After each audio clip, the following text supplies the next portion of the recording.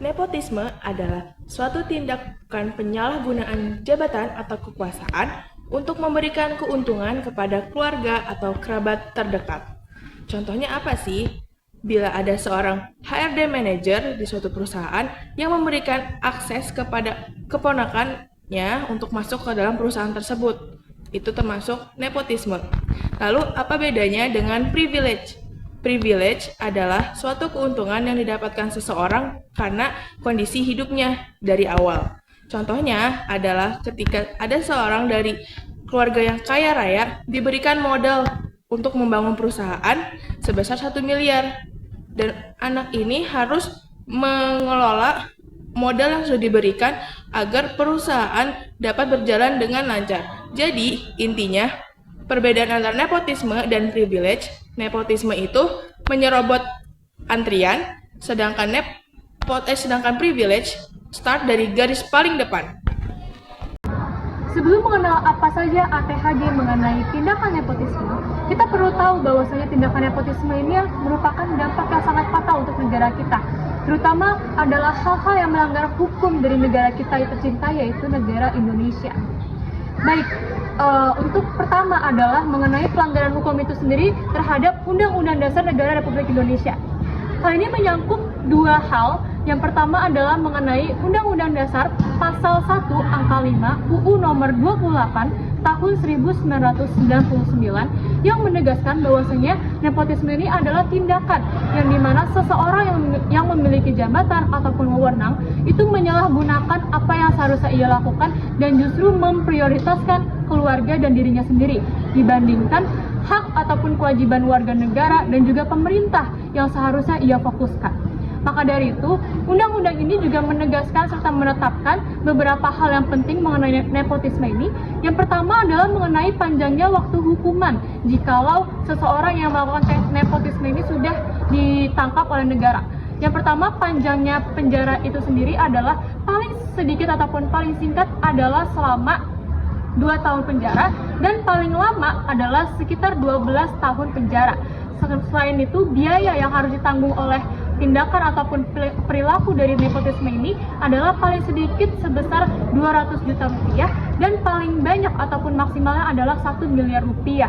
Dan kemudian pasal yang kedua yang perlu kita fokuskan juga mengenai tindakan nepotisme ini yang dilanggar adalah mengenai pasal 27 Undang-Undang Dasar Negara Republik Indonesia yang menegaskan bahwasanya hak dan kewajiban itu mengenai warga negara di mana kedudukan di mata hukum adalah sama, tidak memiliki sesuatu yang memiliki perbedaan yang menyebabkan adanya sebuah kesenjangan.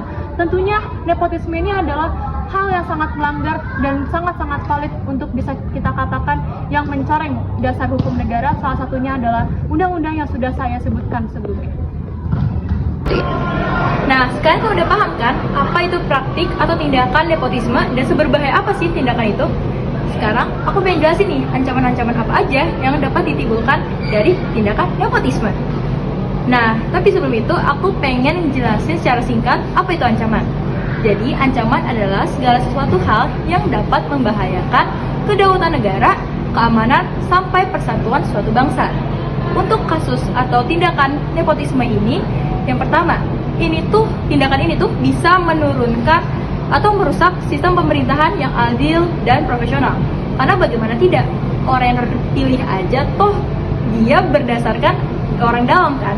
Lalu yang kedua, ini tuh bisa menyebabkan menurunnya kepercayaan masyarakat terhadap pemerintah, yang akhirnya pemerintah dapat melakukan praktik korupsi, kolusi, dan penyalahgunaan kekuasaan yang lebih luas lagi. Dan keempat, yang lebih fatal lagi, ini tuh dapat menyebabkan menurunnya demokrasi di negara Indonesia karena memunculnya ketidakadilan sosial serta orang-orang yang lebih kompeten itu tidak mendapatkan jabatan yang seharusnya mereka dapatkan dan layak untuk didapatkan. Oke, selanjutnya tantangan.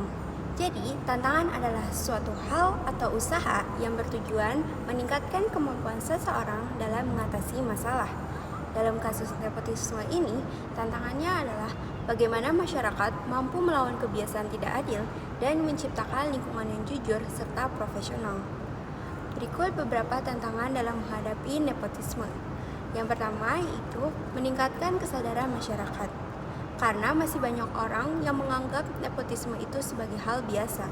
Padahal tindakan tersebut dapat merugikan orang lain dan menghilangkan keadilan. Lalu yang kedua, mengubah pola pikir orang dalam. Sebagian masyarakat masih lebih mengutamakan hubungan kekeluargaan atau kedekatan dibanding kemampuan dan prestasi seseorang. Lalu yang ketiga, menumbuhkan keberanian untuk menolak.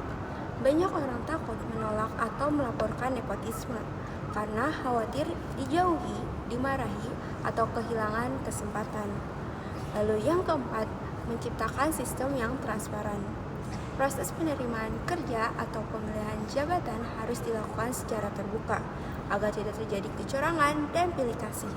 Lalu yang kelima, menegakkan hukum secara adil.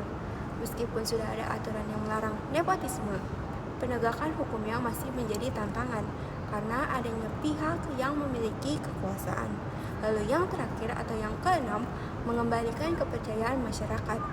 Nepotisme membuat banyak orang kehilangan kepercayaan terhadap lingkungan kerja, organisasi, maupun pemerintah karena merasa kesempatan tidak diberikan secara adil. Karena itu, dibutuhkan kerjasama, kejujuran, dan keberanian dari semua pihak untuk melawan nepotisme dan menghargai prestasi dibanding relasi. Selanjutnya, saya akan menjelaskan terkait hambatan yang ada di dalam nepotisme. Tetapi sebelum itu, saya akan menjelaskan terlebih dahulu apa itu pengertian dari hambatan. Hambatan adalah sesuatu yang menghalangi terciptanya perubahan atau penyelesaian suatu masalah. Dalam kasus nepotisme, hambatan terbesarnya justru datang dari lingkungan itu sendiri. Masih banyak orang yang sebenarnya memilih diam ketika melihat ketidakadilan. Mengapa demikian? Karena takut terhadap kekuasaan. Nah, orang yang memiliki jabatan seringkali sulit dikritik, sementara masyarakat yang berani berbicara justru dianggap sebagai ancaman. Selain itu, lemahnya pengawasan dan juga penegakan aturan dapat membuat nepotisme yang nantinya terus dianggap normal.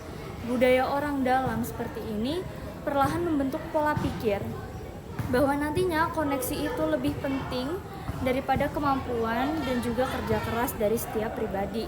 Akibatnya, banyak orang yang sebenarnya layak justru tersingkir, sedangkan mereka yang dekat dengan kekuasaan lebih mudah untuk mendapatkan kesempatan.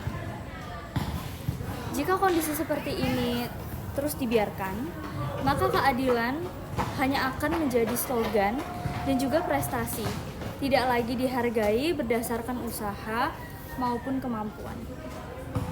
Lanjut ke bagian paling akhir dari ATHG, yaitu bagian gangguan. Di mana gangguan itu adalah usaha dari luar yang sifatnya atau tujuannya melemahkan atau menghalangi. Nah, kita sedang mengambil kasus nepotisme di sini. Nah, berdasarkan analisis yang sudah saya lakukan, gangguan dalam nepotisme ini adalah yang pertama, adanya penurunan kualitas kerja dalam perusahaan dikarenakan seringnya terjadi nepotisme, di mana orang yang melakukan nepotisme itu biasanya tidak mempunyai spesialisasi dalam bekerja di perusahaan itu.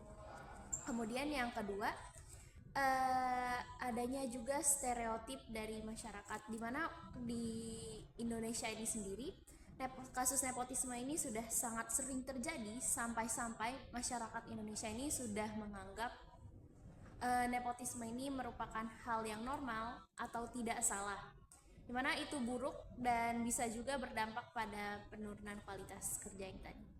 Maka dari itu, stop nepotisme. Nepotisme bukan tradisi, tapi racun negeri.